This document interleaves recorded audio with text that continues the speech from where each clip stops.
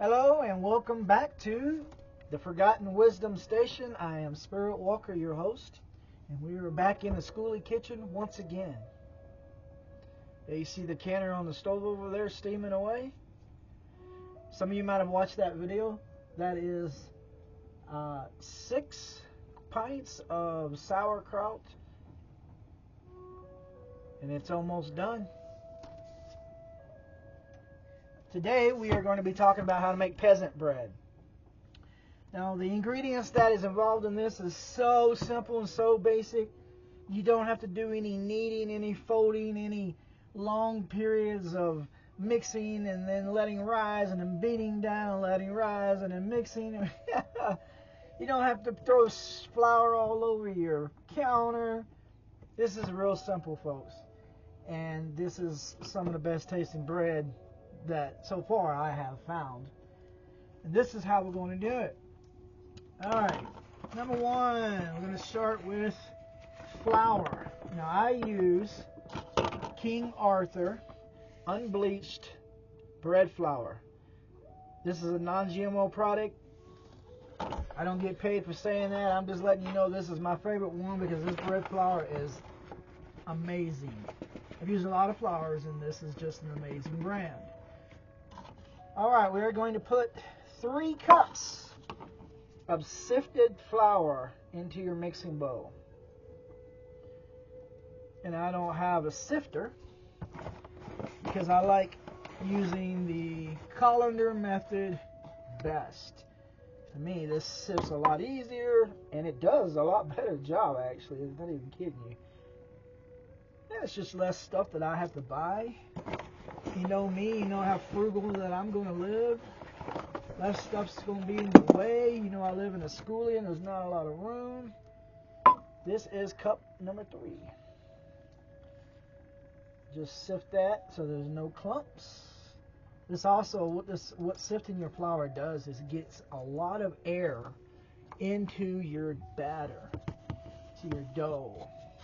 And what does that do? Well, that makes sure that you got fluffy bread. That's how that happens. Alright, next we're going to put 1 teaspoon of sea salt. I like to use the pink Himalayan sea salt by Member's Mark. I love shopping at Sam's Club. They have such wonderful savings. You can buy in bulk. Oh, it's an amazing place. This is 1 teaspoon of dry yeast.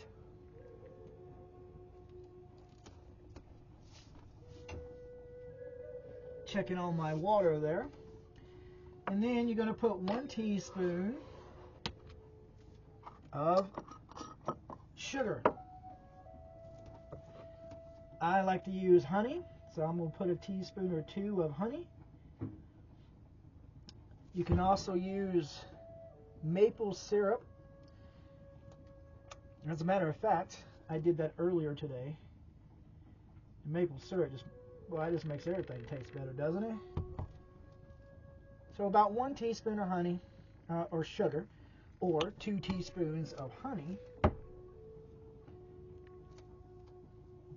that is practically all of the ingredients that you need. Now I'm going to get some water, and I'm going to add to my water in the pan, because you don't want your water that you put with your yeast to be too hot.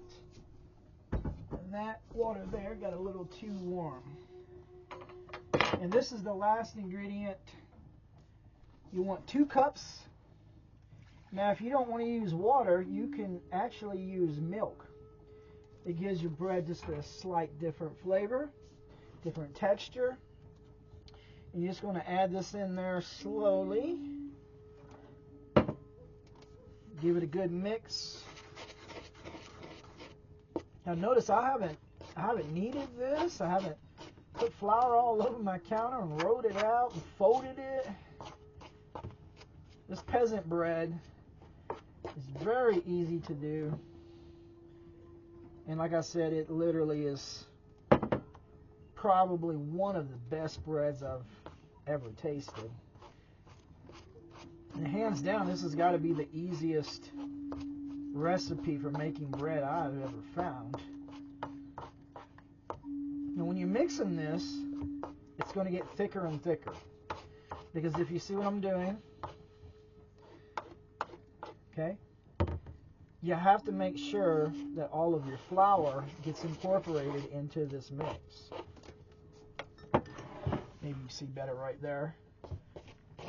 So what I'm doing is making sure all of my flour is wet. Making sure this is mixed up very well.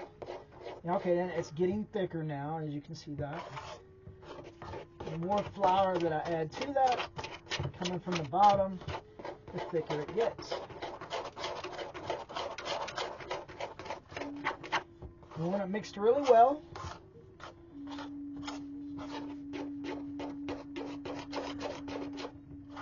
Now, that's all of the ingredients, and that's all of the physical work that you're going to be doing, really, other than taking it out of here and throwing it in the oven. That is pretty much all you need to do to make your peasant bread prepared to go into the oven. Now, we're going to take this first, and what you have to do in order to skip a lot of the traditional bread baking techniques, and so that you don't have to use so many ingredients, is basically you're going to let this rise for 2 hours. You want to put it into a warm place, of course, and you want to cover it. We're going to cover it with a towel. You want this to sit and rise for 2 hours. Okay?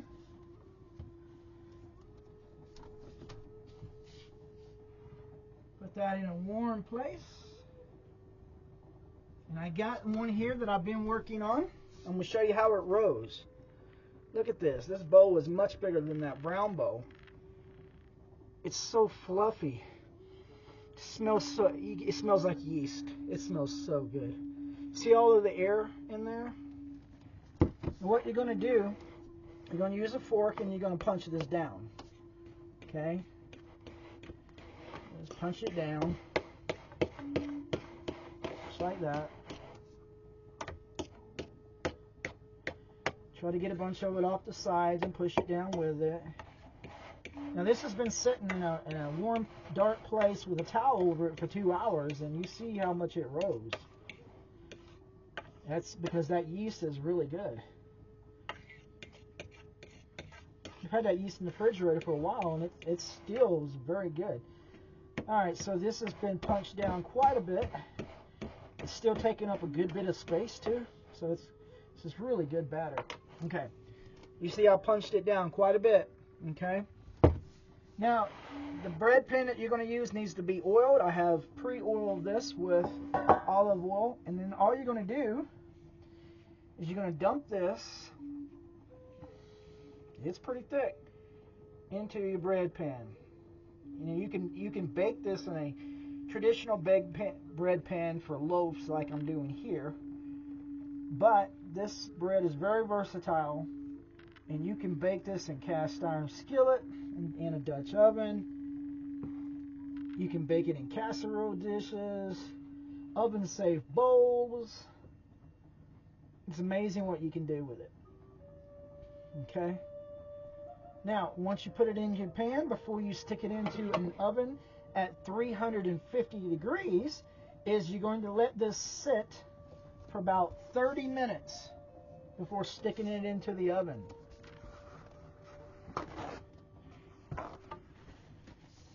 And then you're going to bake it for about 30 minutes at 350 degrees.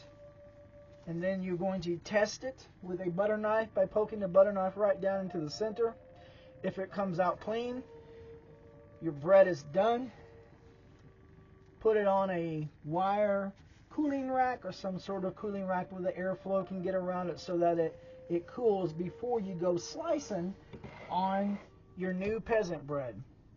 And that is how you make peasant bread with a 2-hour rise.